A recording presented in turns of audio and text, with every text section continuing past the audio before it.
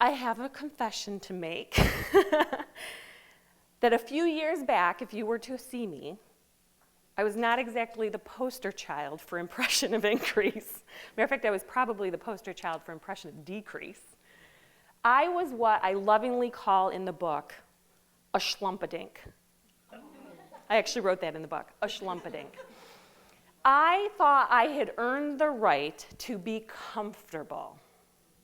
So when I went to conferences and I went networking or I traveled to speaking engagements or I sat at Starbucks with my laptop working, I was comfortable. I was in the equivalent of stretchy pants or something like that. And never gave thought to what I was conveying to other people and possible prospects. So I had a rude awakening at a conference because I was doing a lot of justifying about how I was comfortable. And at this conference, we had to get in groups of 5 people.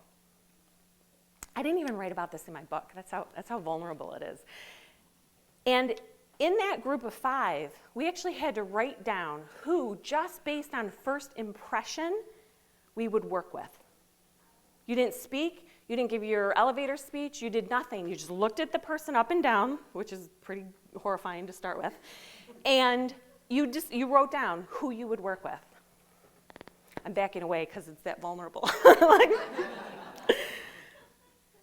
3 out of 5 people, well, I was one of them, so 3 out of 4 people said they would not work with me. And the 4th was my business partner, Chris, so he had to say it. I mean, really, he wouldn't have been coming home with me if he said no. So 3 out of 4 people, or 4 out of 4, would not work with me based on what I had on. That's what I assumed that it was, my clothing. I had jeans and sneakers and like a sweater on. I was comfortable, but now one of those people wanted to work with me. Now you convey the impression of increase with everything, not just your clothing. I'm not suggesting that you have to go out and spend a ton of money on what you wear. I'm not even saying that everyone has to dress like me or professionally or anything like that. I think every target market or every niche that you work with has their version of what impression of increase looks like. So I'm not suggesting carbon copies of each other.